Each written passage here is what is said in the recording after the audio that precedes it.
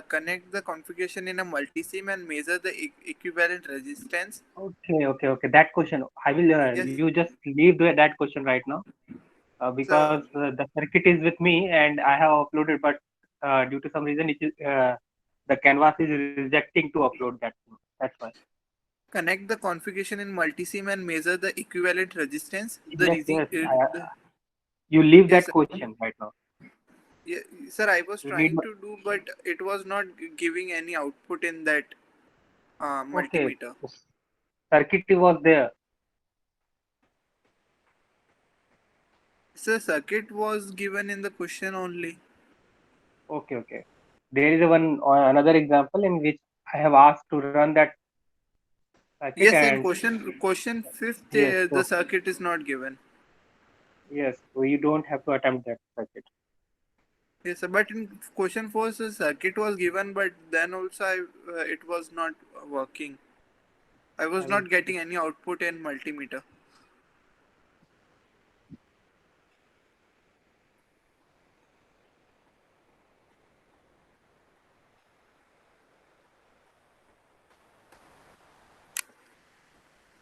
So you are with laptop or right now Sir, login laptop. using laptop? So can you show me that screen? What is the issue with that? Uh, yes, sir. Sir, but I need. So it would take some time because I was running sir Windows in VirtualBox. Okay, no issue.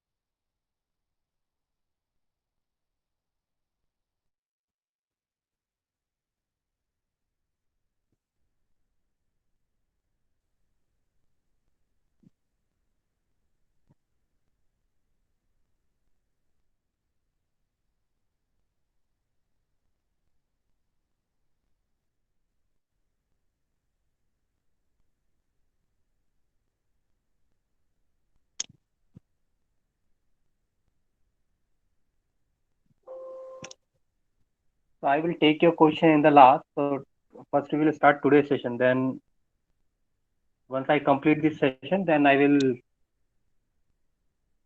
tackle your questions. Right now there is some issue with Canvas. It is not opening right now. That's why.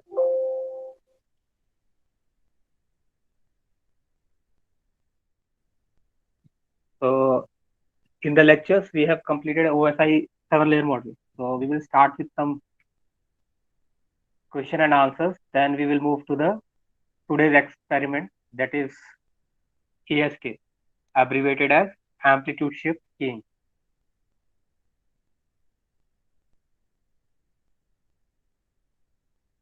So as we know, we are having 7 layers, starting from physical to application layer. Mohammed,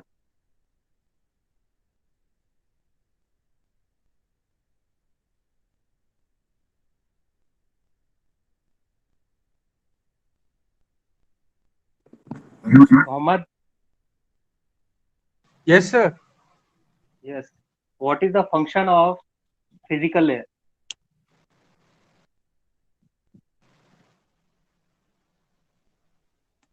I don't know. Okay.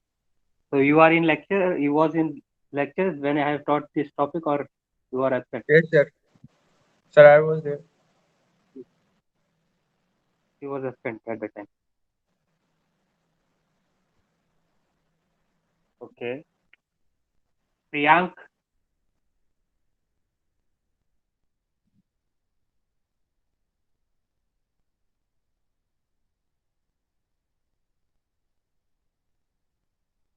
Priyank,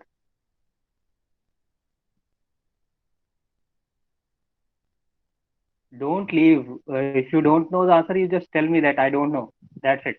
Yes, Yes, sir.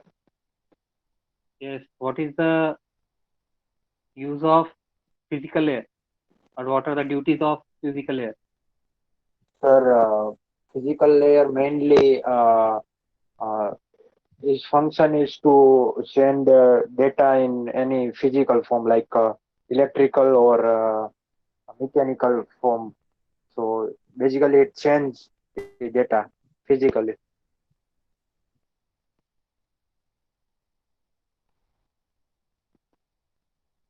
Okay.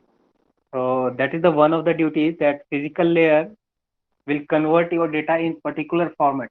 That means if you are sending the data in form of light, or you are using optical fiber, so it need to convert your electrical signal into light. So that is the duty of your physical layer, and it will be responsible for transmission of bits only. It will not responsible for the transmission of packets, frames, or segments. So at the bottom of the layer, we are having each bit. So the bits will be transmitted from one place to another place. So it will be responsible for that only. Then if you Yes, move sir. to the second layer, that is data link layer. Om, Yes, sir. what is what is the duty of data link layer, DLL? So to ensure the transmission of packet. Okay, so it will not ensure that transmission is done or not. It will ensure that whatever packet received by your receiver, that message is correct. So the error control and flow mechanism will be there. So he will bother about that there should not be any error in your message or any corruption in your message. So he will bother about that, and he will send the message in form of frames.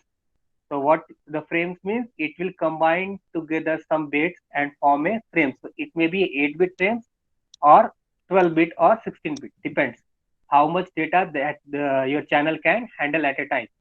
So accordingly, he will send that data. Now the third layer from bottom is Shivom.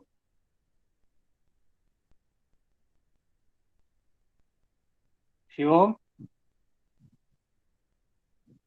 So network layer. network layer. Okay.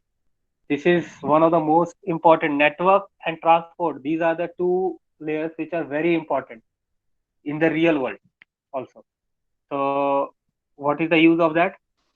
Sir, screen is not visible. I am not presenting anything right now. Yeah. Can you repeat again, sir? I am asking, Hmm. what is the duty of your network layer? Network and transport layer are very important, and these two are having a very important duty, and these are used as Sir, for routing, which responsible okay. for moving packets. Sir, for Okay, interconnecting and also for packetizing. okay. So on the second layer, it is packet. On the third layer, it is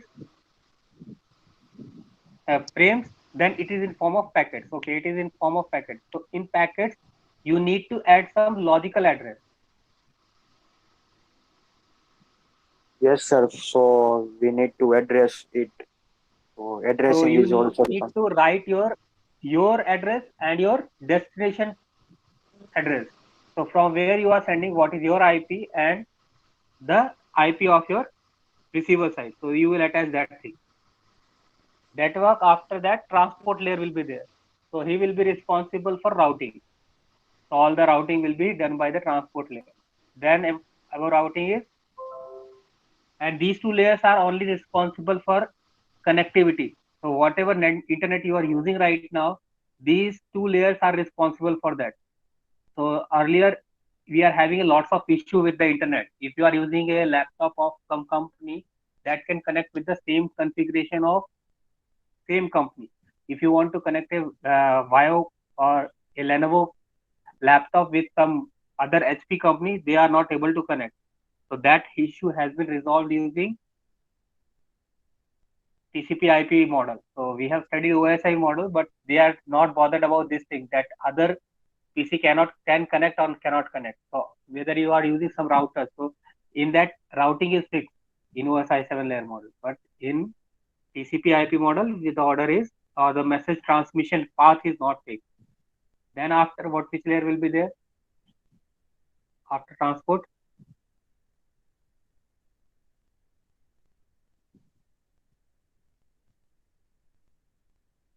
Session. So what that session will do?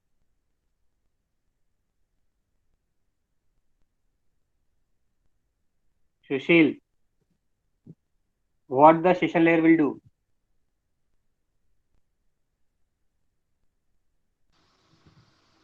Yes, sir. Session layer क्या करेगा? Sir, dialogue sir वो control. Manage Okay, करता है sir communication. It is dialogue control. responsible for. He is responsible for communication within a time frame. So anything, Okay. whatever you want to send to other place, it should be timely sent to that place. If it is not sent timely, then your session is of no use. So the session control will manage that thing. So if you have said that this packet will receive by this person at this time, so it should be received at that time. If it is received, then it is okay. If it is not received, you will get a acknowledgement if you are using a TCP protocol. And if you are using a IP protocol, UDP protocol, there is no acknowledgement. Just you will send that data. You need not bother about the acknowledgement whether you are getting your message at the receiver side or not. So it is due to which, because if you are working in real time operations, we don't need any acknowledgement.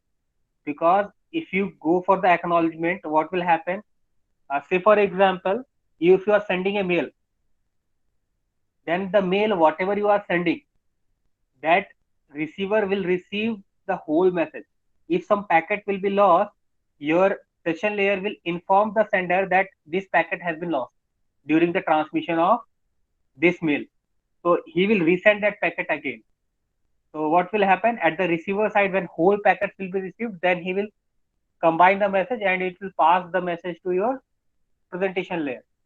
So that is the work of your session layer. But if you are using a UDP protocol, and you will, if it's a real time processing, so normally UDP protocol represents the real time communication. So whenever there is a real time communication, if some packet is lost and the receiver will send that this packet has been lost, so what you have to just think about, you are calling using WhatsApp and you are talking so to some person, and if some voice has broken, so he will put you on hold that okay, this message has been lost, you have to send it again.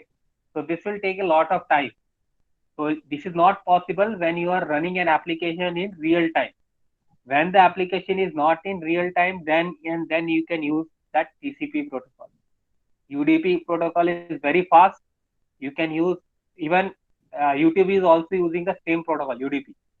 He is not using TCP protocol because he will not acknowledge any packet. If any packet has been lost during the transmission of that video or audio, he will not bother about that. So that is the work of session layer. Presentation layer.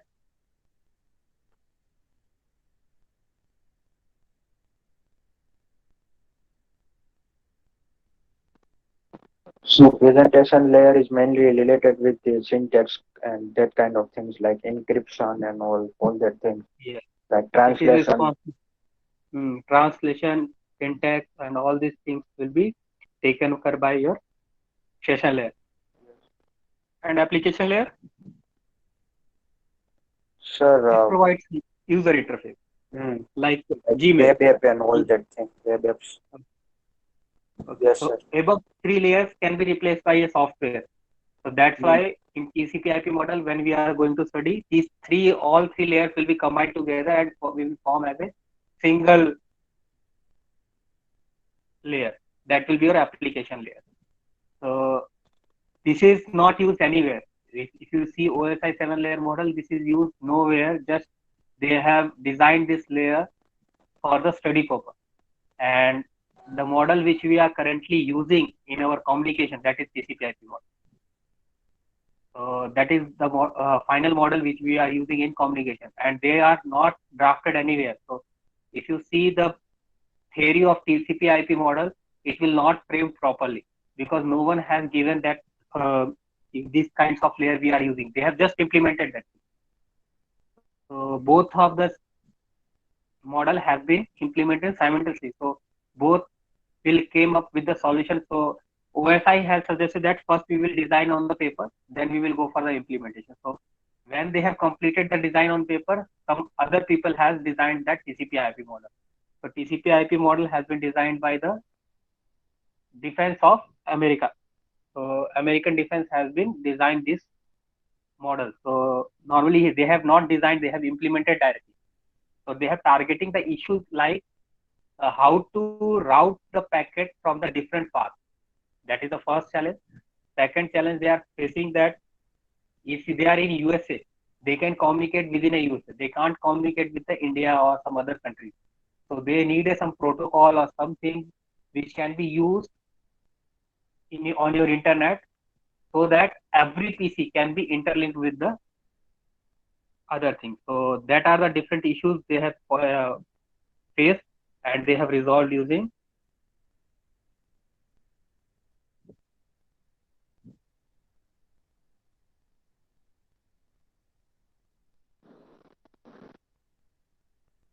TCP/IP model. So today we Sir, are going to, yes. sir, computer networks or data communication or and networking, don't both subjects are same or different? DCN, you are talking about DCN and computer network. So both are Yes. not same. Just if you are saying DCN subject, it is bother about last three layers. If you say it's bother about hardware layer, it will not bother about your software layer. But if you go for the internet layer, which is your other subject, advanced DCN, I think so. No, computer networks, CN. So CN computer, so they will bother about the upper layers, application layers, session layers. They will tell you about those layers. So here in our in our syllabus, we are going to cover how different coding styles are there, how you can compress the data using different coding styles. So these techniques you are going to study here. And there you are going to study how the application is designed or how the different application will interact with the user and how you can make it interactive on all those things, or how session control will be there, how can you implement the session control. So mainly the software section you will study in the other subject. Here you will going to study the hardware thing. Yes, sir. Thank you, sir. Okay. So first, when we are starting a digital modulation, why we need modulation? First, my question is that. Sir, to transform data at a at a far distance, we need Okay. to. So everyone should answer. I don't think so. If you answer and anything will be there. So just if you answer it, you will learn something more. Okay. So what is an issue if you send your data for a longer distance without modulation? Sir, it can get lost its energy and Attenuation will be there. yes, sir. Attenuation will be there. Hmm. So you use modulation. Any other thing that can be resolved using modulation?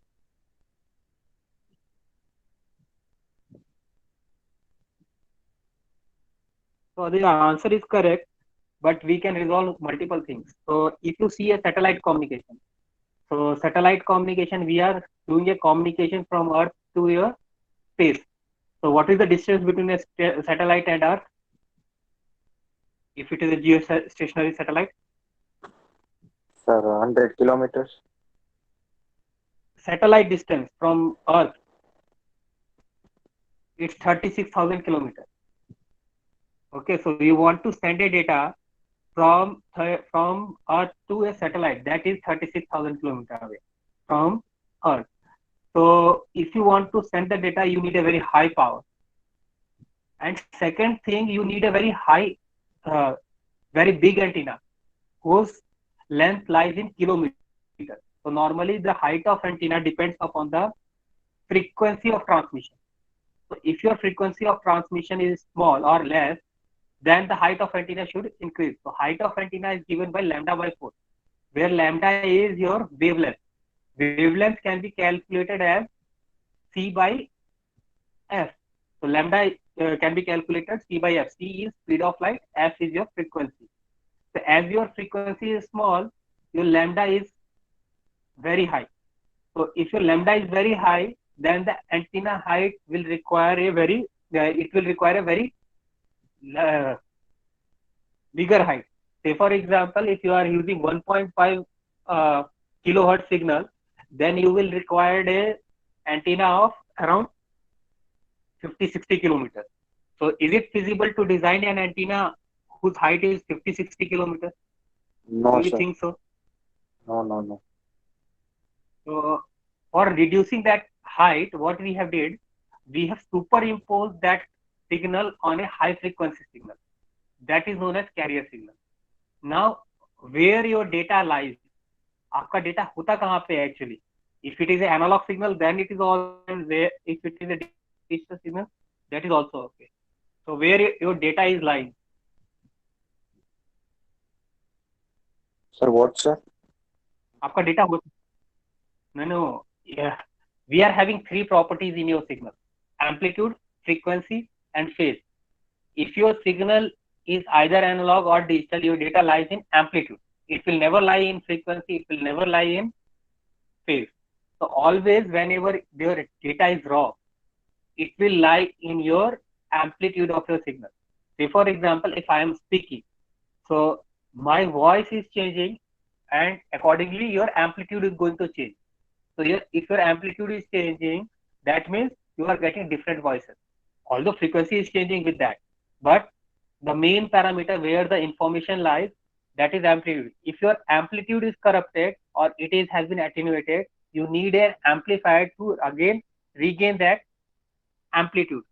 So the issue is that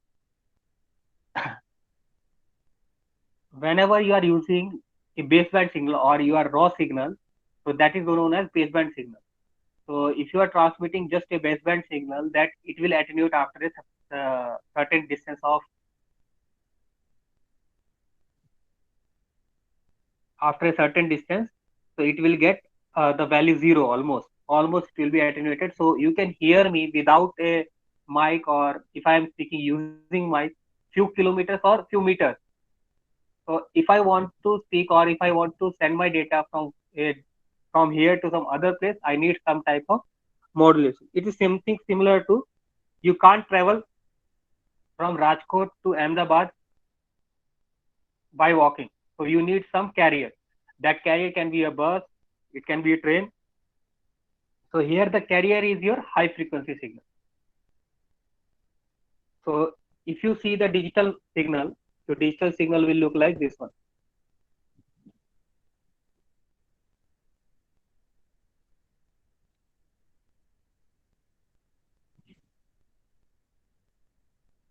Zero, one, 2 times 0, 2 times 1, then 0. So this 0, here it is 1, again 1, 0, sorry, this is 1,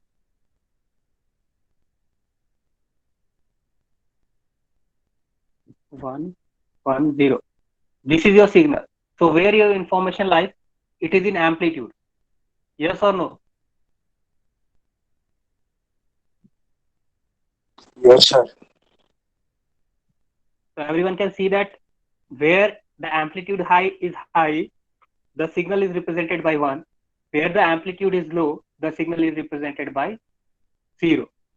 So mainly your information lies in the amplitude of your baseband signal. So this signal is known as baseband signal.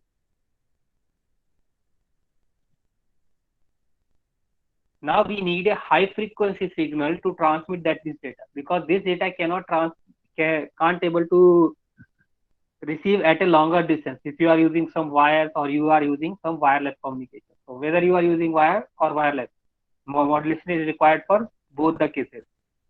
So here we need a high frequency carrier. So the carrier will be a sine wave with a very high frequency. So this will be your carrier signal. So if you see the carrier signal, we are having three important parameters. One is amplitude, one is its frequency, and third one is phase. So these three important parameters is going to change with the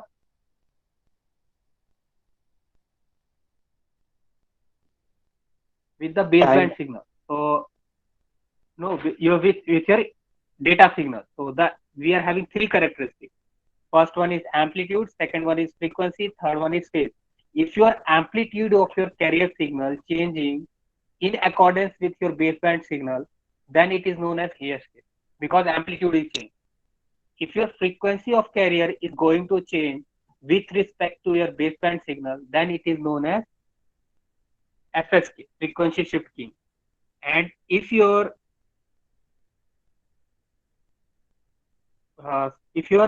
phase of carrier signal is going to change with respect to your baseband signal or data signal, then it is known as PSK.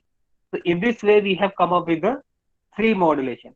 After that, we have come up with the further more modulation technique, which has been classified as BPSK, binary phase shift keying, QPSK, quadrature phase shift keying, then QAM, quadrature amplitude modulation. So we have come up with the other modulation techniques, which is based on this. So these are the primary modulation techniques which are used in digital.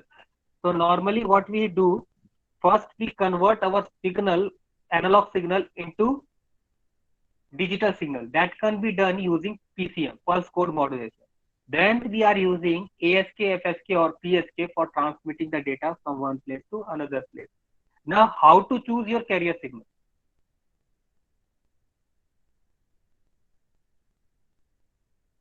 So there will be a question every time whenever I have said that it should be a high frequency signal.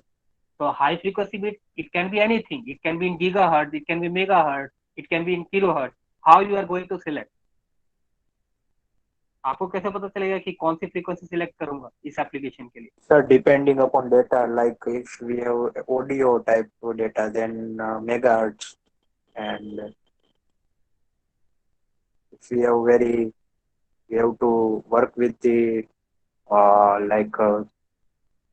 computer type data or a video and all that thing, then gigahertz.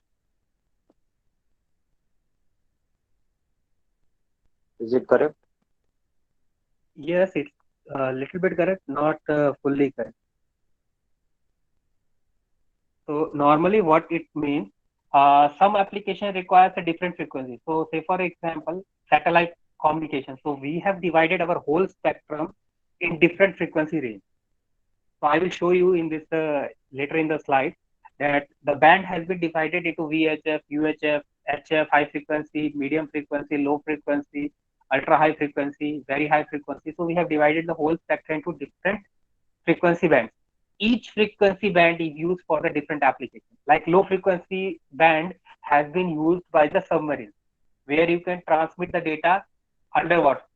So for that purpose, we are using different frequency bands. So low frequency, it will be in few kilohertz. It will not greater than kilohertz. If you see satellite communication, it will always work on gigahertz frequency. So the gigahertz frequency will be very high frequency band. It will be there. So we will learn over there. So according to the frequency spectrum, we are going to select our carrier. So normally, if you are using a satellite communication, your frequency range or carrier will be in gigahertz.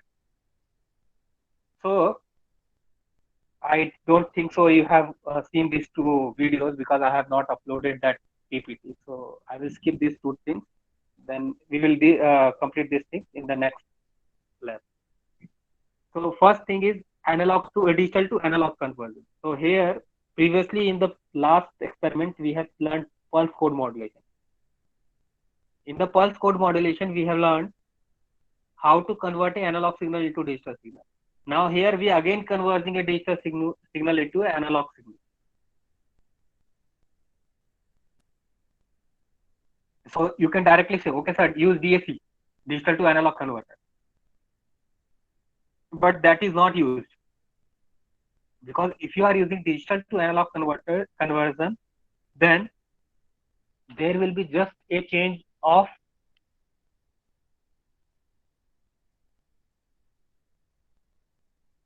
frequency. In terms of frequency in the digital, it will be represented as bits per second. If it is in analog, it will be represented as frequency is represented as hertz. So that will be the only difference. So if it is a digital signal, it will be in BPS. Or if it is analog signal, it will be in hertz. But the frequency of both the signal will remain same. But in the modulation, we need to change its frequency. So for changing this frequency, we need some technique. So that is the one of the technique which we are going to use. That is known as ASK, amplitude shift key. So here today we are going to discuss about aspects of digital to analog conversion and amplitude shift key. In the further study, we are going to cover FSK, PSK, and QAM, quarter wave amplitude modulation. So these three will be covered in the different labs. So first we will go for the digital to analog conversion. So digital data here, if you want to transmit for a longer distance, so you need to convert it into analog signal, or it should add some carrier signal. The frequency of carrier signal should be very high. So we are having three characteristics of your carrier signal: amplitude, frequency, and phase. This should be manipulated according to your digital signal. Then it is known as modulated signal. So that is the conversion of digital to analog conversion. So we have to learn this thing. What is periodic signal?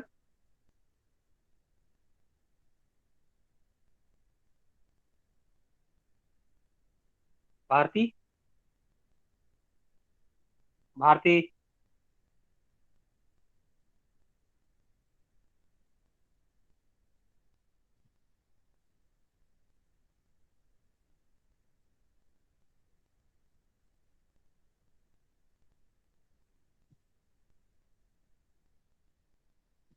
Bharti? Om? Yes, sir. Yes, sir. I have asked some question. So periodic signal What is whose phase is constant, phase difference is constant. No. It repeats itself after a regular interval of time. That is known as periodic signal. Non-periodic or aperiodic signal doesn't repeat itself after a regular interval of time. So if you see this signal, it will seems to that its signal is repeating itself. So if you see the sine waveform after a period of t, it will repeat itself. So that is known as periodic signal. So you should know. So what are the difference? So the carrier signal will be always a periodic signal. It will not a periodic signal. Whereas your baseband signal can be a aperiodic signal.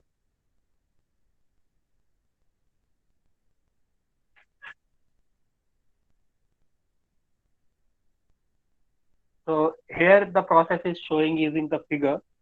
First, the computer is used to generate a digital bits of stream. Then that digital bits of stream or digital data is going to use a modulator. So modulator will convert that digital signal into analog signal.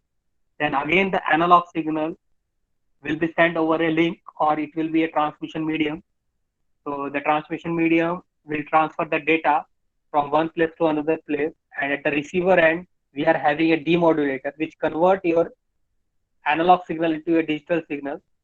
Then again the digital signal will be received by your receiver and it will convert into appropriate format by your application layer. So in this way, your data is transmitting from sender to receiver whenever you are using digital data for the transmission. So for digital to analog conversion, we are having three techniques.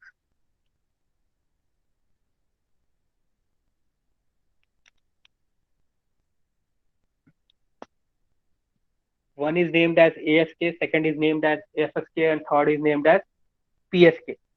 So ASK stands for amplitude shift keying, PSK stands for phase shift keying, and FSK stands for frequency shift keying. And if you combine ASK and PSK, you will come up with the different modulation that will be known as quadrature amplitude modulation. So it will having both the properties. So amplitude is also changing and phase is also changing. So it is used to represent or send more data with a smaller bandwidth.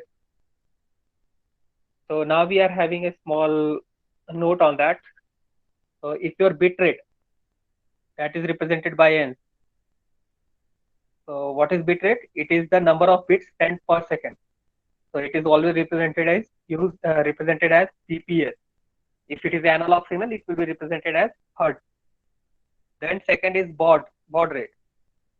Baud rate is the number of signal elements per second. So how many symbols are there? So either it is 8, 4, 2, how many symbols are there that will be represented using S. Then there is other parameter that is known as R. R is the number of data bits per signal element. So if you have divided your signals into different number of levels, so each level will be represented by the number of bits. That is your R.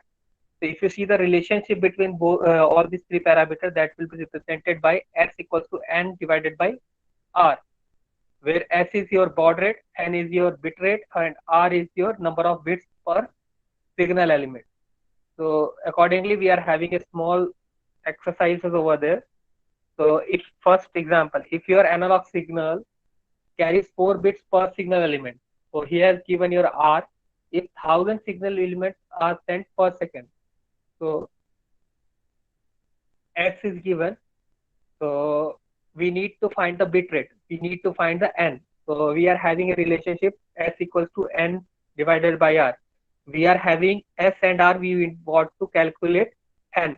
So N will be given by S multiplied by R. So you can calculate S multiplied by R. So 1000 multiplied by 4. So you will have a 4000 bits per second.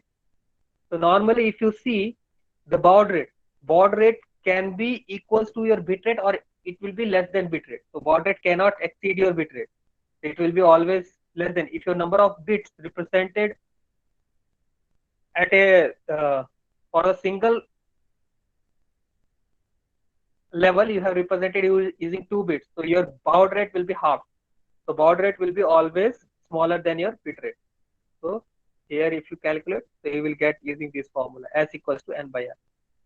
So we are having another question or example where an analog signal has a bit rate of 8000 bits per second. So we are having a value of N and baud rate is 1000.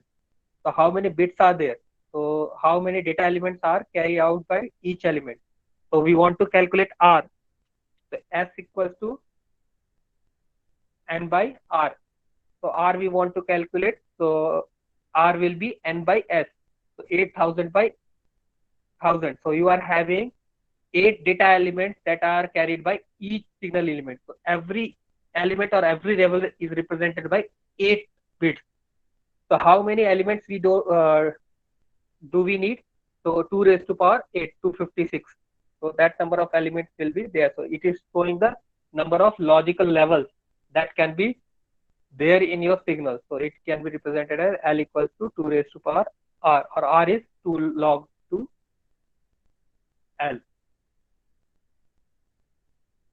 Now we move to the amplitude shift keying. So sometimes it is also called as OOK, on off key.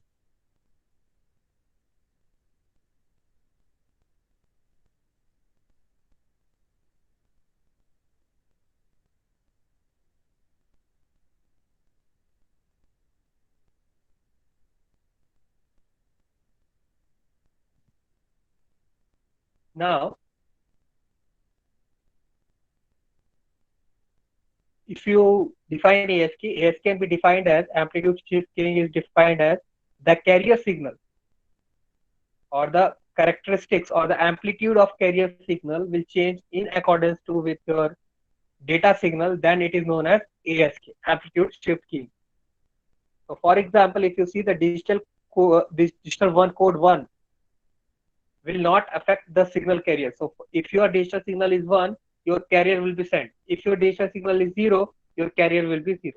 So wherever you will receive a 0 or you are sending a 0, there your carrier signal will be represented by 0. So that type of modulation is known as on off keying. But if your amplitude is changing, say for example, if your amplitude for 1 is 5 volts and amplitude for 0 it is 1 volt, then it is known as ASK, amplitude shift keying. We are going to see both of the things. So here we are having an example where we are having double digit code. So double digit code means we are having two blue lines. So these two blue lines combine together to form a single digit. So 00 will represent by 0, 01 will be represented by 1, 10 will be represented by 2, 11 will be represented by 3. So if you see in the red letters, you will able to see 0, 1, 2, 3. So for every recombination of blue lines, that numbers has been written. Now, if you see the yellow line, which is at the bottom side of this figure, if it is a 00, it is having different level. If it is a 01, it is having a different level, 1. If it is 2, then the level is different. If it is 3, the level is different. So here, what they have used, if your data signal is 0, then it is having maximum amplitude. If your data signal is 1, so it will be less than that. If your data signal is 2, it will be less than 1. If it is 3, it will be the smallest one. So you can go in the reverse order also. For the 1, for the 3, you can represent the maximum level. For the 2, you will represent the less than 3. For 2, you will represent by less than 2, less than 3. For 1, you will represent less than 2. And for 0, you will represent using less than 1. So here you are using double digit code. So that's why you are getting 4 codes, 0, 1, 2, 3.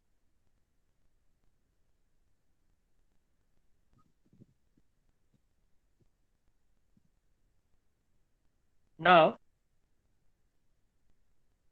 we will see if your double digit code will be converted into single digit code. So either it will be 0 or 1, how it will be represented, because it will be easy to understand. So that is our next slide. So here the blue signal will represent your digital signal or baseband signal. Here you can see you are having only two levels, either 0 or 1.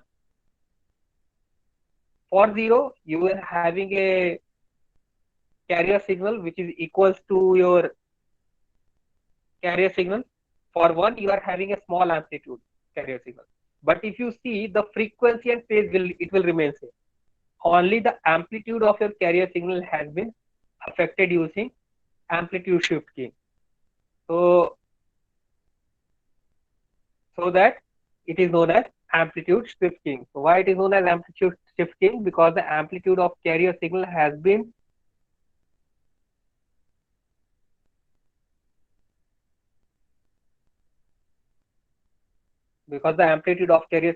affected by your data signal. So that's why it is known as ASK, amplitude shift keying.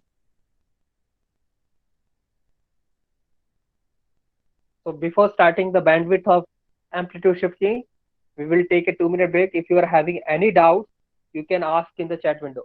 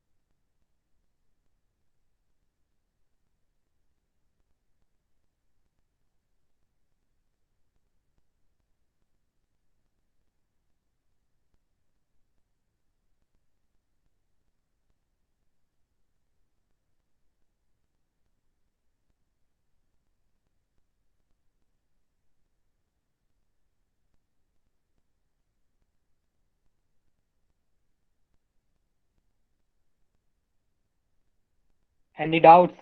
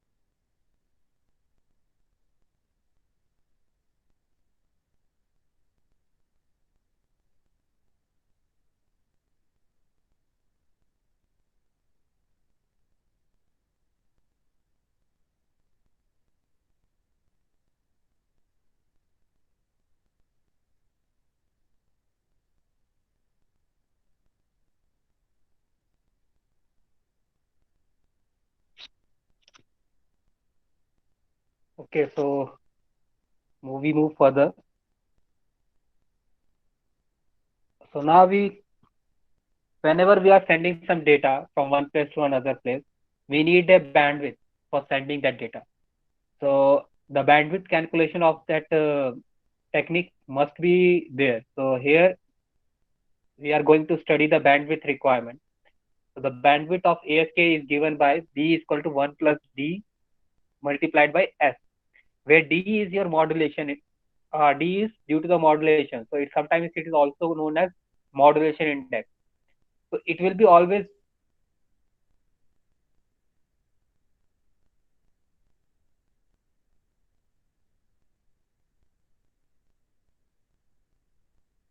between 0 and 1.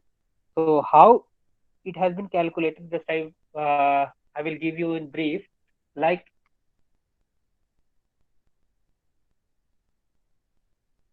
if you are sending a modulating signal, modulating means ASK signal, the magnitude, whatever the amplitude is there of your SK signal will be divided with your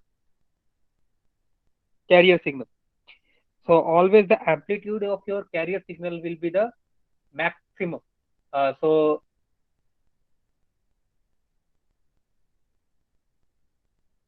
EM, whatever your modulating signal or ASK signal is there, the max. So say for example, I will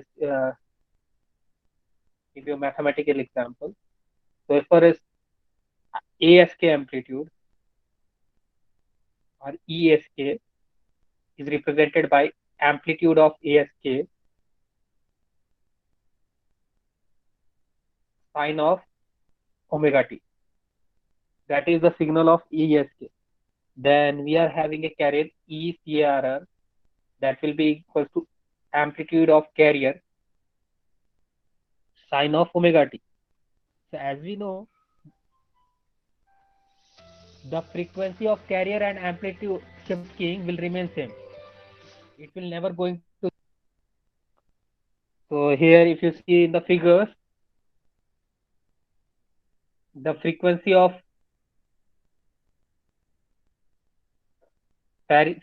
carrier signal and the ASK signal will always remain same. So it will not going to change. So that's why I have put both of them represented using omega t. So your D will be given by amplitude of ASK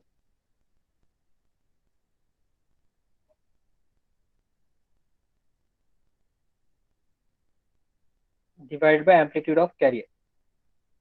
So always your ASK can be equals to your carrier or it will be always less than that. So that's why this value you will, whatever you will get, D will be always between the range of 0 to 1. So by this formula you are able to calculate your bandwidth of your amplitude shift keying or this modulation. So here we are going to see the binary amplitude shift keying or BASK. So here if you see we are having two levels, one is 0 and then another is 1. So for 1 we are sending the carrier, for 0 we are not sending the carrier. So what if you see in the figure, it is just a multiplication of two signals. So if you just multiply your data signal with your carrier signal, you can able to generate your ASK signal.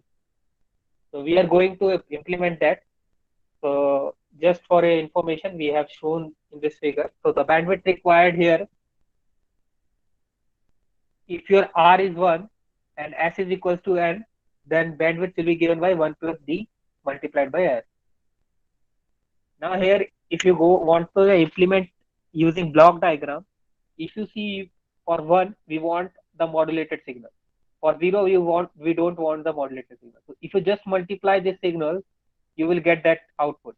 So 1 multiplied by A sin omega t. So you will get the A sin omega t. 0 multiplied by A sin omega t. You will get a 0. So here the blue line is 0. Whenever it is 1, you will get the same signal. Whenever it is 0, you will get the 0 as the output. So the block diagram of this is multiplier circuit and two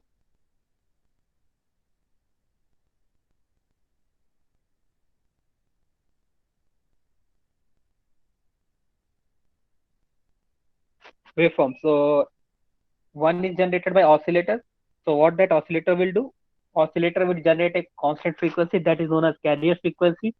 So the black signal will be generated by the oscillator. So there are lots of oscillator available in the market. So these are known as crystal oscillators, LC oscillator, RC oscillators. So most stable oscillator is known as crystal oscillators.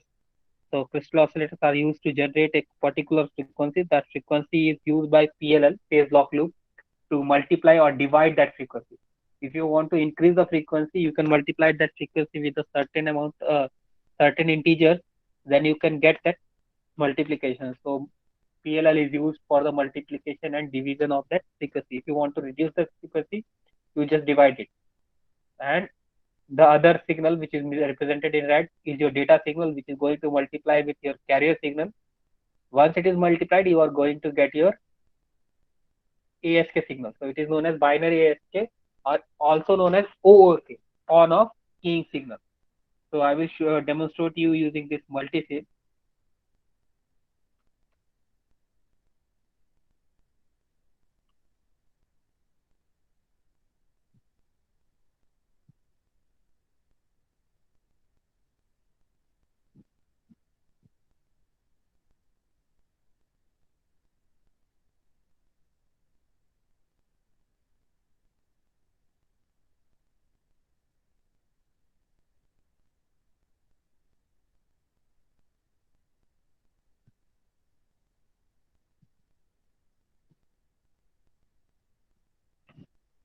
So first we need a multiplier. So the multiplier block will be available under the sources. So sources, just click on sources, go to the control function block. So here you will get the multiplier and divider both. So this is a divider, this is the multiplier. Select multiplier. Now one of the signal, what we need a sine wave that is known as carrier. So carrier we will select as a sine waveform. So that is AC voltage, it is available here. So you just select that. And another signal what we want a pulse voltage. So you can select here pulse voltage. Pulse voltage will represent your data and sine waveform will represent your carrier signal. Now we will connect the grounds.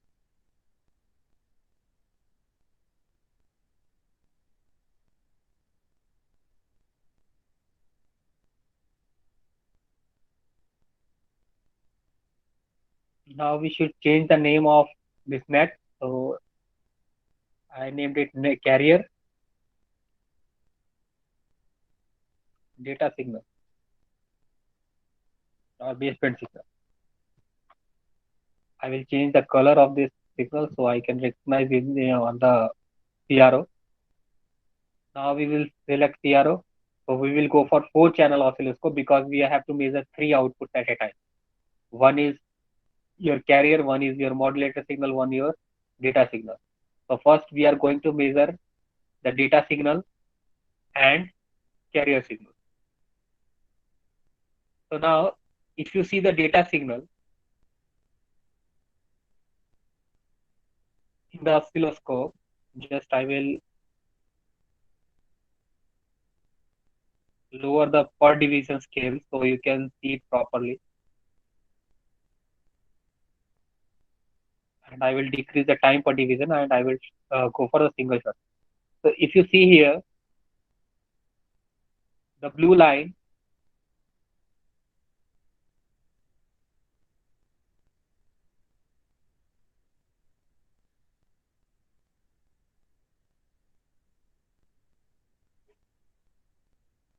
so blue line is present over 0, +1 and -1.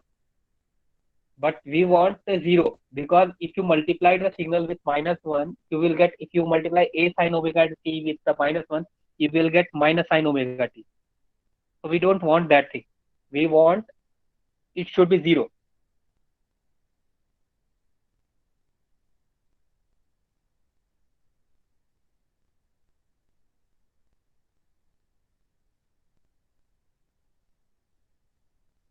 So how we can do that? So we need to change this source. So if you see the initial value, it is represented by -1. So instead of -1, use 0. Now if you see,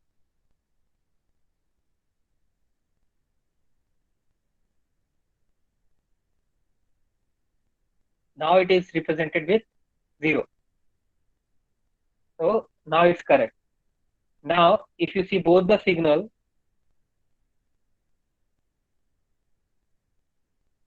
the frequency is same. So you will not able to see it's a high frequency. The data frequency and the signal frequency is same. So we don't want that. We want a very high frequency carrier. So either you can decrease the data rate or you can increase the frequency of your carrier. So I will decrease the data rate.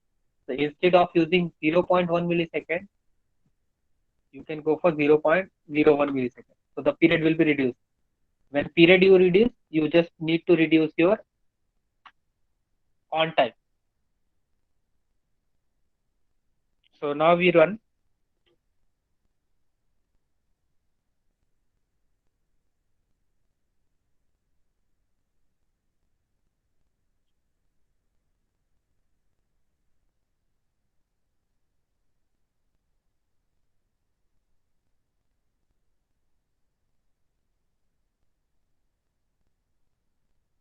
Okay. I have remained with milliseconds. I want to remove that.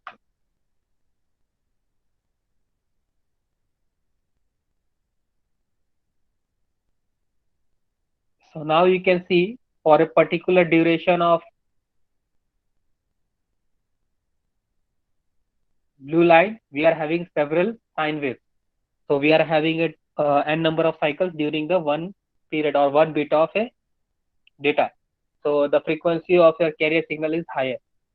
So now we have multiplied that signal, so we should get the output. So here from the output you can measure the output. So we will change the color of your output so we can see on that screen. So we will make it in green color.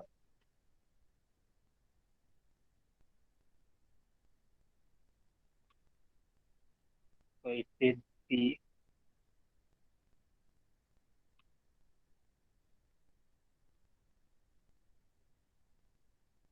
so here if you see the green color signal and the blue color signal.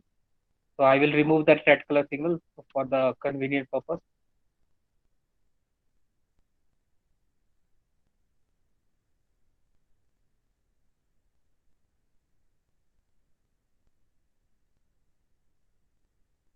Now if you see, whenever it is 1, you are having the carrier signal. Whenever it is 0, your carrier signal is absent. So if you want to use the block diagram representation, you can use this one for representing your ASK. So for making your ASK circuit, you can use this one.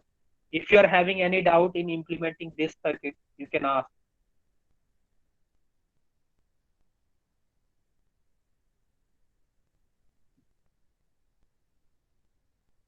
किसी को कोई doubt है इतने में तो पूछो पहले, उसके बाद फिर आगे चलेंगे।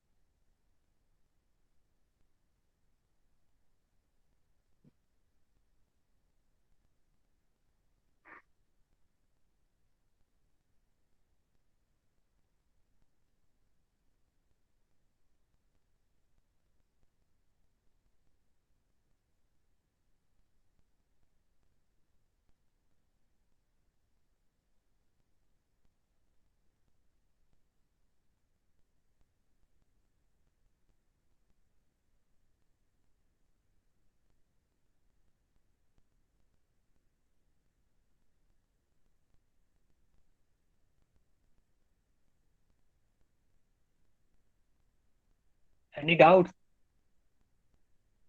मेघना, जानवी, सुशील, यश, ओम, Mohammad?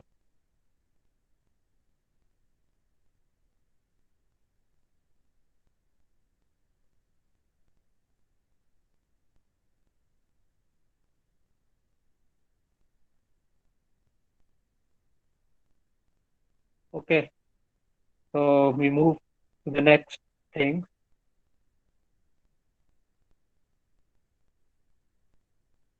So we are having a small question and answers. So we are having a available bandwidth of 100 kilohertz, which spans from 200 to 300 kilohertz. So what does it mean?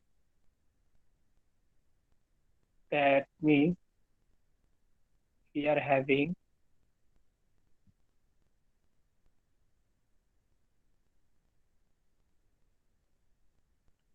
a signal of 100 kilohertz and it lights at 200 and 300. So its center frequency is 250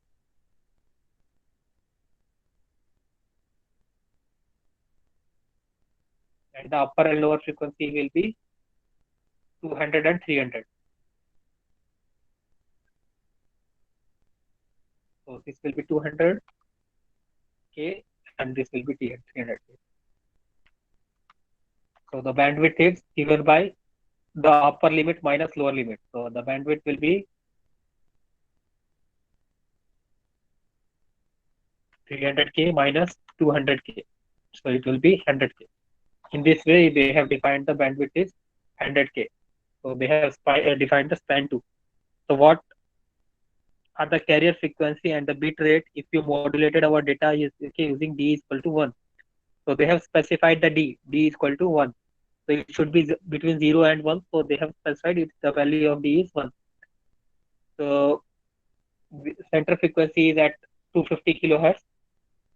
So it will be always at the middle of that signal. So if your bandwidth of signal is 100 kilohertz, so the center frequency will be the divide by 2.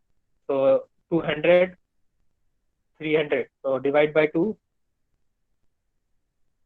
200 plus 300 divided by 2, that will be 250. So it is available at 250 kilohertz.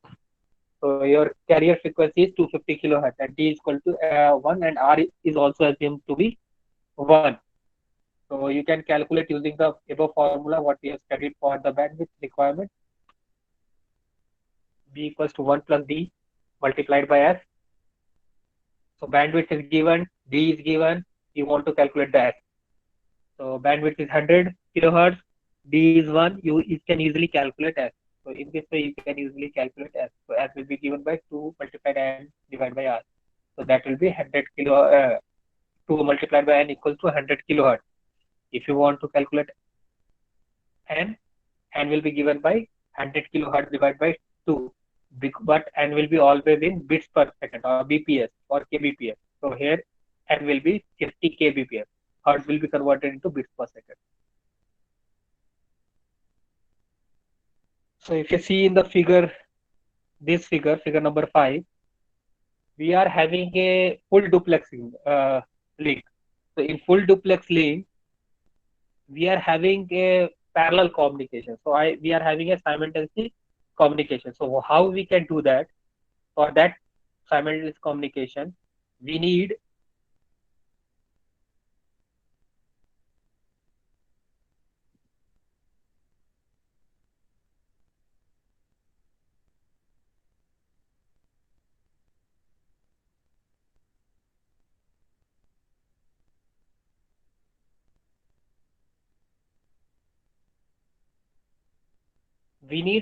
two channel at a time.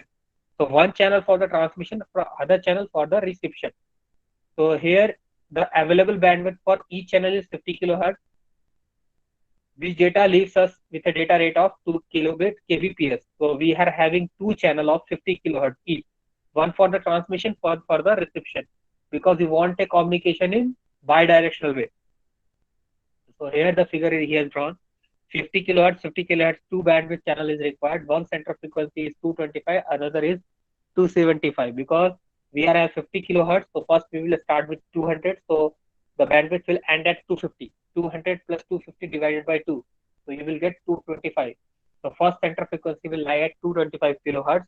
The second center frequency will lie at 275. 250 plus 300 divided by 2. So 550 divided by 2.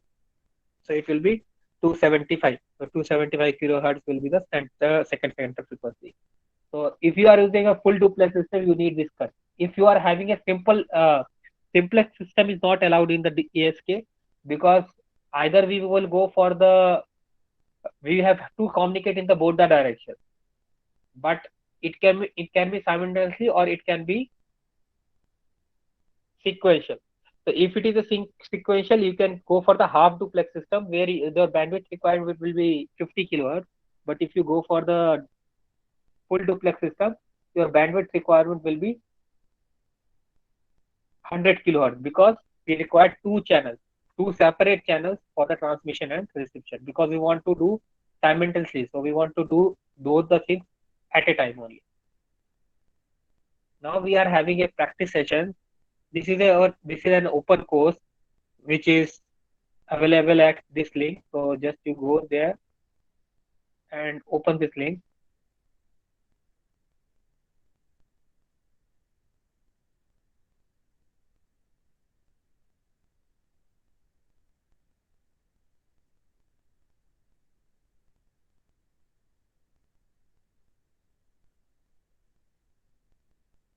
So once you open this link, what you need to do, you need to register yourself. So first you need to create your sign-in account. So I have already created. So just I will go for the sign-in process. You need to go for the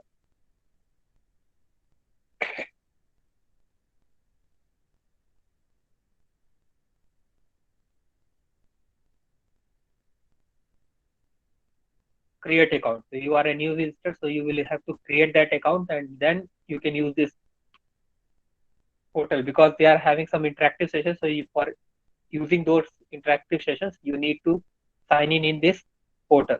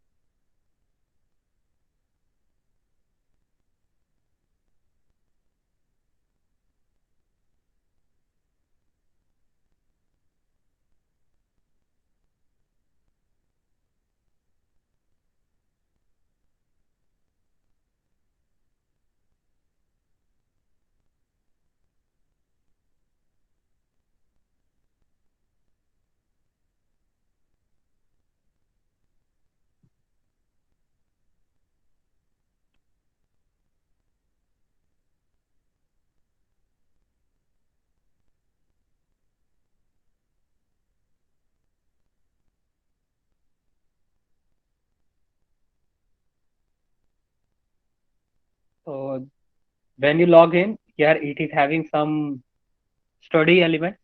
So if you start with that, see here we are having a signal and modulation. So they will define why modulation is required and what are the different uses of modulation. So we are having a short video over there. So you can see that. Then we are having a definition of periodic signal. So as I have defined the periodic signal, that periodic signal is a signal which repeats itself after a regular interval of time. So here is an example of a periodic signal where it repeats itself after a regular interval of time, that is one cycle. So here the frequency and time has been defined. So frequency can be defined by 1 by t and t will be defined as 1 by f. So that will be defined here. Then we are having a self-assessment question. So you can go for the, if you are having a choice, it's your choice. So if you want to study it, you can go thoroughly. So here a self-assessment question where a sine wave is a frequency of 25 kilohertz. What will be its period? So its period will be 1 by 25 kilohertz. So if you want to see, you can see the answer. 1 upon 25,000, so 25K, that is 40 microsecond will be there. Then we are having an interactive activity, but that interactive activity will be available only when you sign in.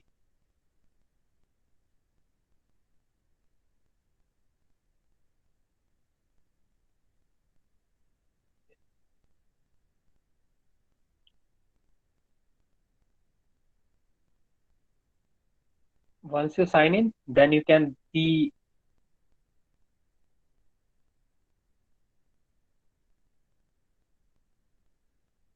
this activity. Now here, if you want to generate a signal whose frequency is 200 hertz, amplitude is 0.50, so you can make them go up to 1 volt. So 1 volt. So you can see how the phase is changing and what will be the output. If your phase is 0, so it will start with this one, 0 signal. Because your phase can change from 0 to 360. So here this circle shows the way what is the phase difference and what will be your theta. Now, if your phase is 360 degrees, so you will get the same signal again. Now, if your phase is 180 degrees, so you can see it will start with the negative cycle. It will not start with the positive cycle. Same way, if you go for the minus 180 degree, it will start with the negative cycle only. If you go for the 90 degree and it will generate. So you can see the various waveforms or various phase difference you can compute from here.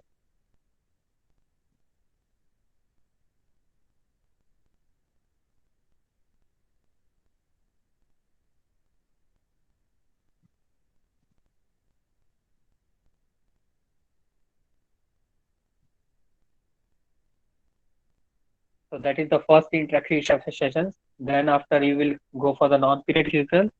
So non-periodic signals are those signals which doesn't repeat itself after a regular interval of time is known as aperiodic or non-periodic signal. So speech signal is one of the example of aperiodic signal because it doesn't repeat itself after regular interval of time. Then he will go for the digital signal and modulation. So whatever we have discussed, that will be there. So here we are having an interactive session. So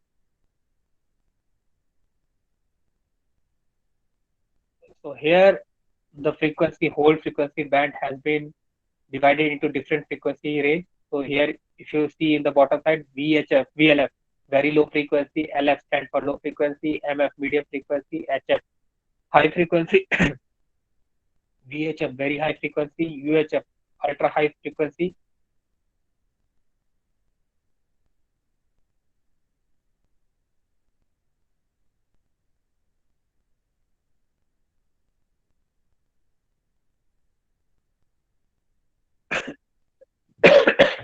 Then SHF super high frequency, EHF extreme high frequency. So we are having different band, and now if you want to see the uses of different band, just you go on that band, you can able to see. Just go here. So VHF very low frequency band. So this band is used for the communication in submarine. So they will show you the different examples over there. Say for example, extremely high frequency we will see, so it will be used in satellite communication. So here they will give the example. If you go for the super high frequency band, that is also used for the satellite communication, but in DTH these are the this frequency band is used. Same way you can select all those bands and you can see what are the various application of different bands. So once you know the application of different bands, if you have asked by some person that which frequency you should select, so you can normally tell that this frequency should be selected because your application is this one. So in this way, the frequency of carrier signal has been selected. Now, if you want to study ASK, you can select ASK. So here they have given an example of OOK and ASK both. So the figure number C represents the OOK signal on off key, and figure number D represents the signal of amplitude ASK. So we have already seen this figure number D and B. So we have already discussed. So you don't need to study it again. We want to do something else. So just go for the PSK here, and here you will get an interactive session. So here you are having an interactive session. So click on this interactive version. Now, for the demonstration purpose, I need a student's roll number, enrollment number, last three digit of enrollment number. Anyone?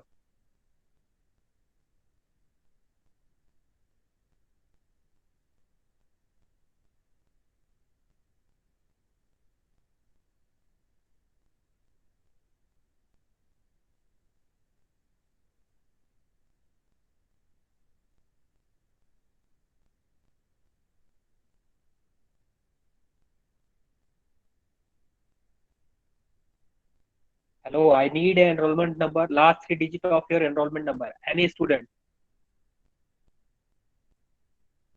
So I will explain what you need to do. 043. Okay. So Bhavdeep enrollment number is 043. So first you need to convert into hexadecimal number. So 043 will be converted into hexadecimal. So 0 will be 4 zeros, 4 will be 0100, and 3 will be 0011. Now you need to convert this number in 10 digits only, because that portal will accept only 10 digits. You can't exceed the number of digits in that portal. So just delete last two digits on the left hand side and remove the spaces. Then copy this code to this, and now you have to generate the which type of modulation scheme you have to select. So OK and ASK, we have studied this, so you have to generate this one. So we will go for OK first. Then you have to select the carrier frequency, whether you want a low or high frequency. So I want medium, so I will select in between, then submit. So you will get a OK signal. So wherever one is there, the carrier will be available. Wherever zero is there, the carrier will not available. If you select ASK, we are having the carrier, but the smaller amplitude is there for zero, and higher amplitude will be there for one. So every student has to do this task.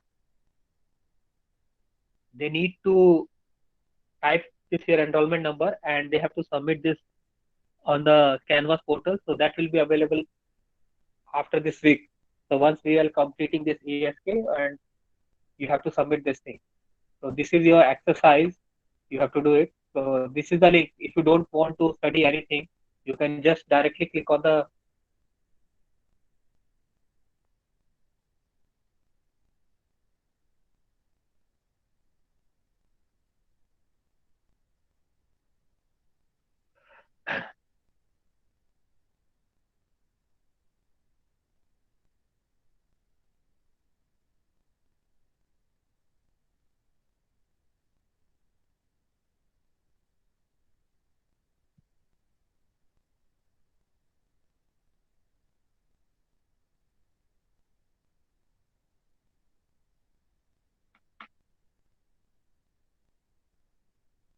just the bottom link. So just copy paste that, and You can complete this task. Type your last three digit of your enrollment number, send a snapshot of ASK and OOK. And you have to write a comment why you are getting this kind of signal. So that is your practice exercise. So this is the demo how to you have to submit it. You can either go for the snipping tool or you can go for the print screen. So if you print screen, just paste that snapshot so that we can get we have done this exercise. Now we go for the circuit. So till now we have just seen using block diagram. Now where you have seen this circuit. So this circuit you have seen in the previous semester. We have implemented one of the application using this circuit. So what was that application?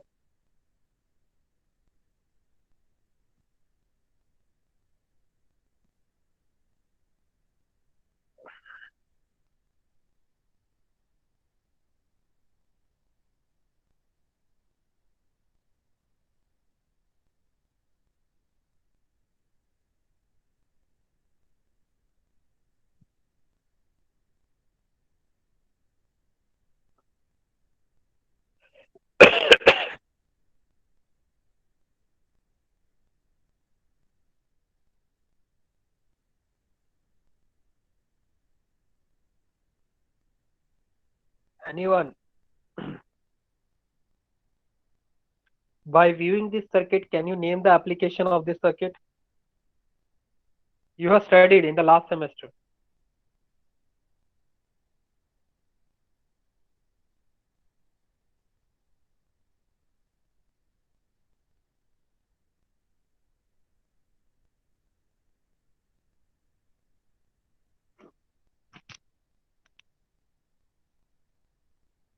Just think it for 2 minutes. Then we will. Then if you don't answer, then I will tell you. Amplifier. Okay.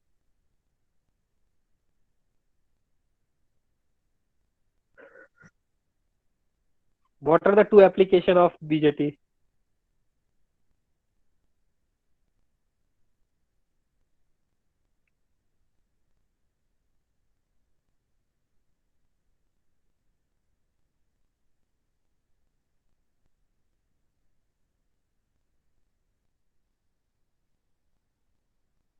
So we have studied two application. One is amplifier and second is BJT as a switch.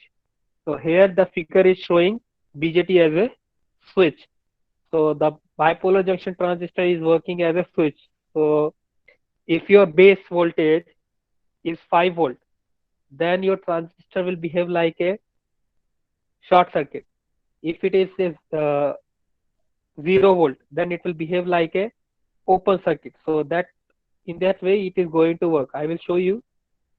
So just the application of this or the BJT is used as switch. So we will take a 2 minute break.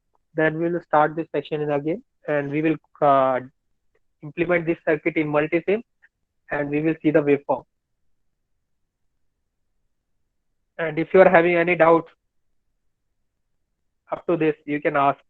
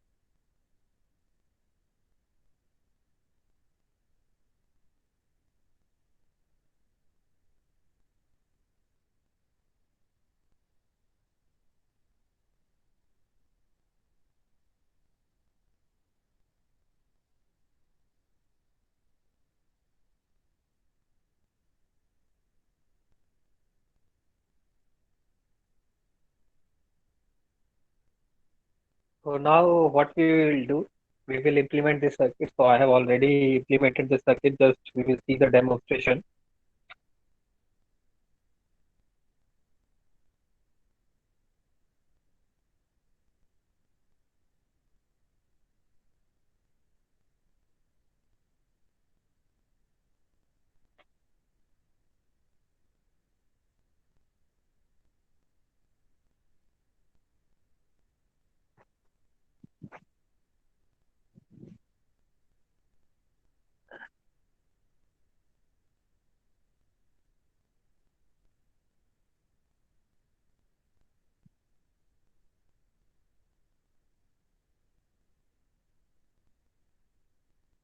Now we see the operation of BJT as an amplifier. So how it will behave, we will see that.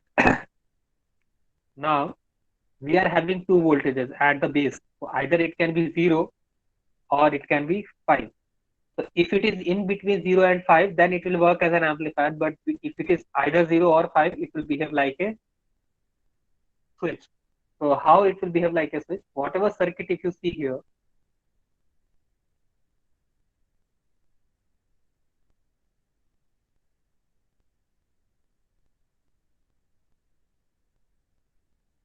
so this circuit,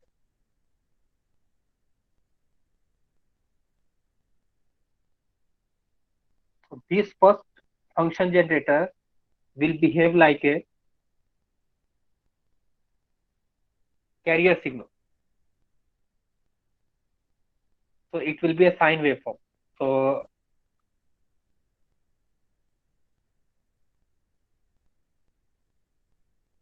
it will generate your sine waveform. This second function generator will generate your data signal.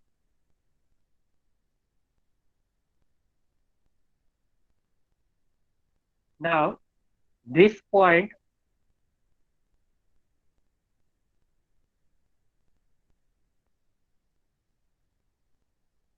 you are multiplying here.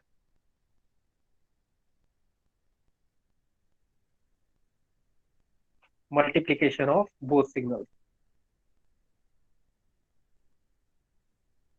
If you take the output here, the output will be 180-degree out of phase with input.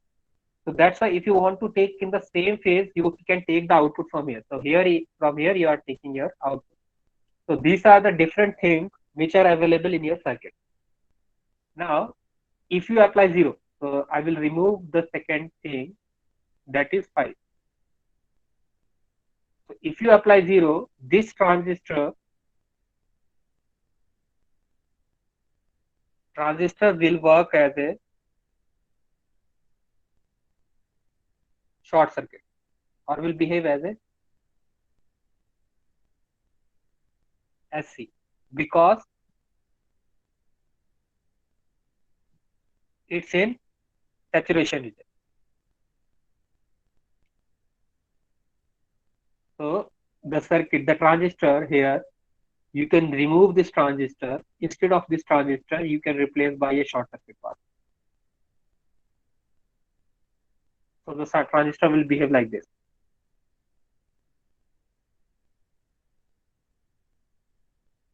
Now, this is the multiplication. So what output you will get? So sorry, if you apply 5, so I have written 0. If you apply 5 instead of 3. So if you apply 5, it will behave like a short circuit because transistor will be in saturation region. So here is the multiplication point. So whatever signal will be available, so your output will be same as XFC2. So output will be equals to XFG2. So whatever function generator XFG2 is generating, it will be available at this point. So if your input is 5. Now, same case, if you take the input is 0, what will happen?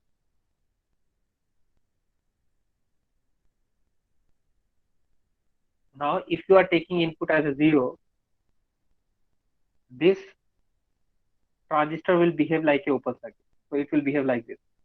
Now, if you see the output,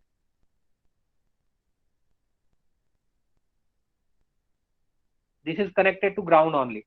So we have not connected anywhere. So the output voltage will be 0.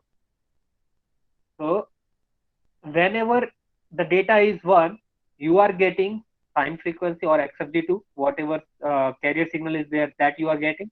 So XFD is equal to carrier signal. So here the carrier signal is present, here carrier signal is absent.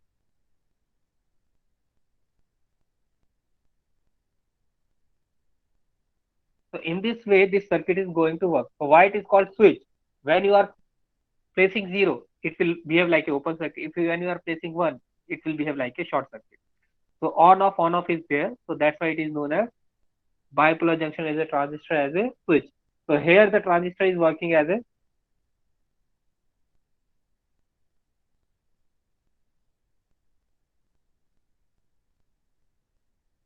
open circuit, and it's in cutoff region. So if you remember, we have studied 3 regions of a transistor: cutoff, saturation, and linear.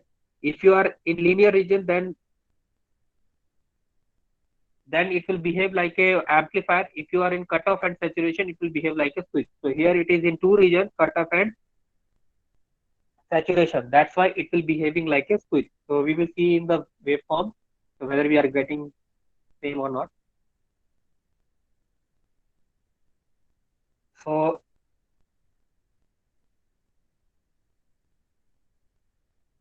the first signal, which is represented in the blue line, that is your ASK signal. Whatever you are seeing in the blue line,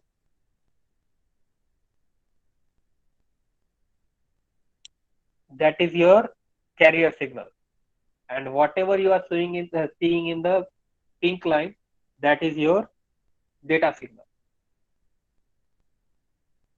So now, if you see, the data signal is multiplied with the carrier signal. If your data signal is same as carrier signal, you are getting the same output, whatever carrier is there.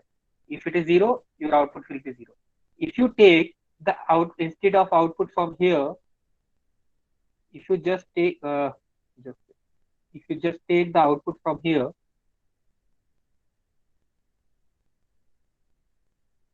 you will get the carrier signal only. So that's why you have to take the signal from here. Or if you want different amplitudes like ASK, what you can do, you can go for a voltage divider circuit. So if you go for the voltage divider circuit, then it will change the voltage of your ASK signal. So you have to go for that. So in this way, you can complete your amplitude shift gain experiment.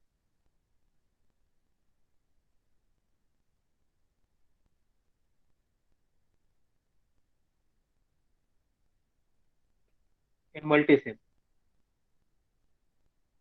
So after this, we are having a small quiz regarding this amplitude shift key. So once we will complete that, our session is over. If you are having any doubts during the session, you can ask me. So the first question, in on-off key, the carrier signal is transmitted with value of 1 and 0 indicates. So what that 0 indicates?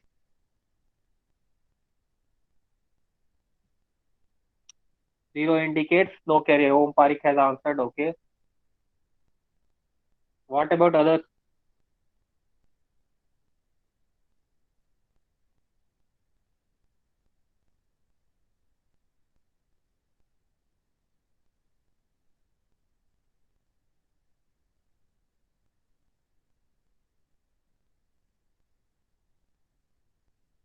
Yes, it's a no carrier. Whenever 0 is there, that means carrier is absent. So we have already seen this in figure.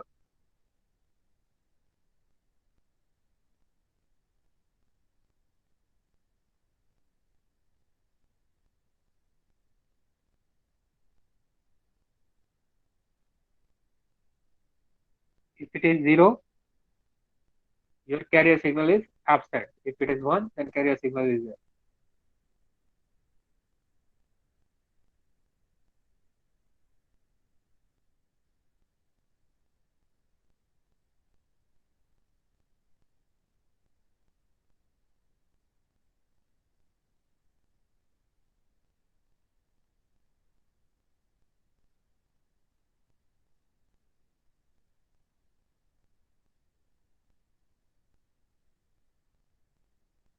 Second question. ASK modulator signal has a bandwidth of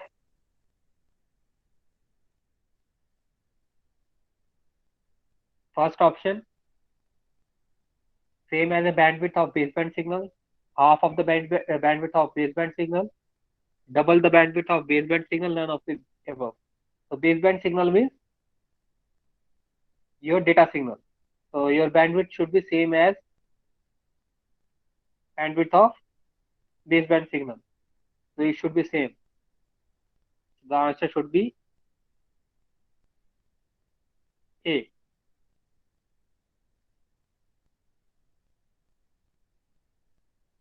So that's all about today's session. If you are having any doubts, we will take your doubts.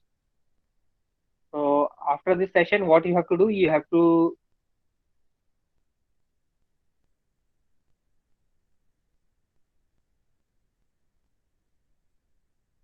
complete this exercise. So once you complete this exercise, just take the snapshots of those figures, whatever you are getting, just save into Word file. Once I will create this assignment over there, you have to upload there. Having any doubts?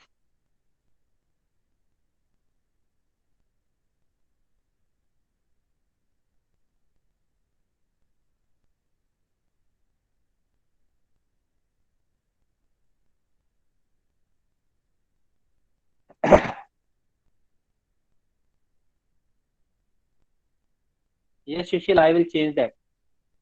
The link, okay, just I will upload this assignment on Canva so you can download from there.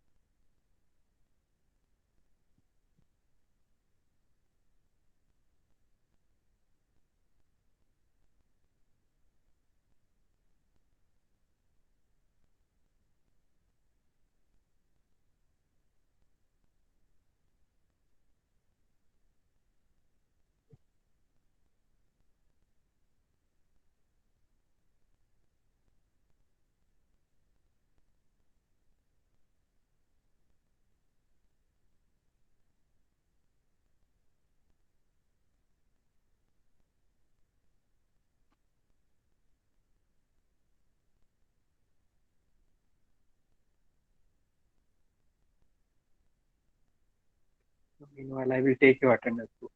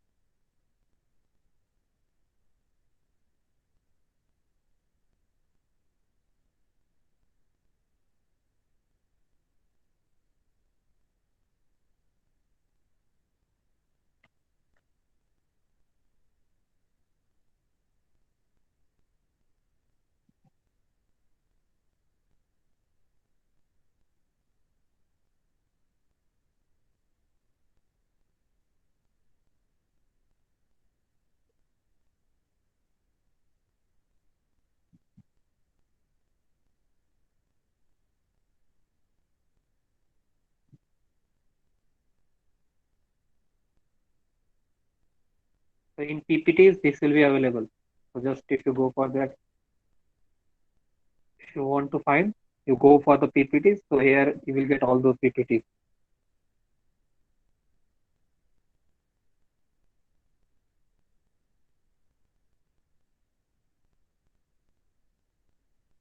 Hello sir, hello Yes, yes. Tell me. Sir. मेरी attendance में type नहीं कर पा रहा हूँ, fail to send बता रहा है बार बार। सर AI 34 मार्क कर सकते हैं? अभी मैं डाल ही रहा हूँ अटेंडेंस, जस्ट ए मिनट मेरे पास। यस। या सर व्हाट्सएप कर दूं या तो? एक मिनट, एक minute. Okay.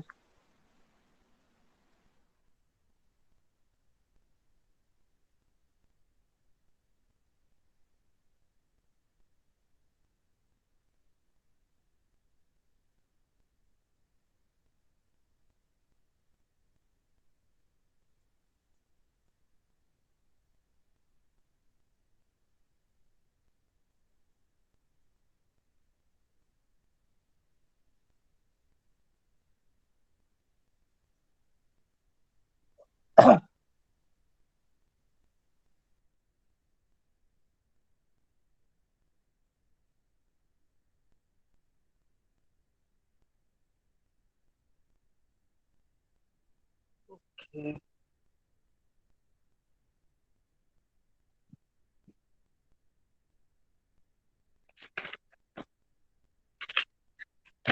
So your enrollment number, C batch is there, na? Yes sir.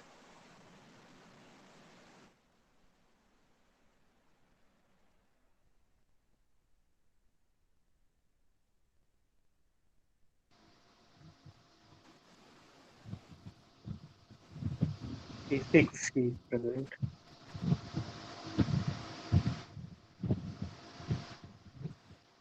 Krunal, present है सर, वो भी present. Present, sir. Arpit is there, Meghna is there, Yash is there, Pavdik is there, Divya, he is also there. Divya, Yes, sir. Isha, Present, sir. Vibhusha, oh, was there, Hitesh, Present, sir. Aditya, Present, sir. Jay was there, Priyank already was there, Shubham was there, Priyanshu,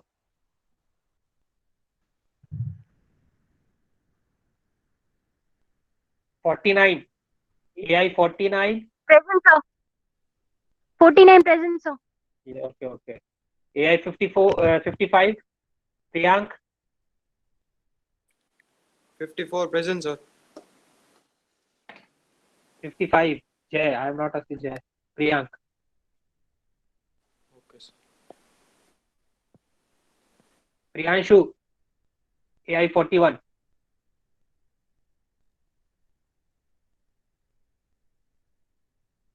So these two are absent, Priyank and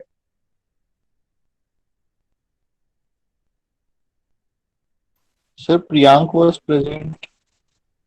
okay, 41.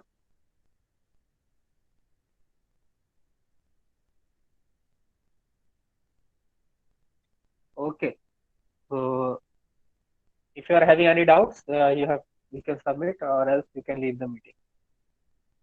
Bye, have a nice day.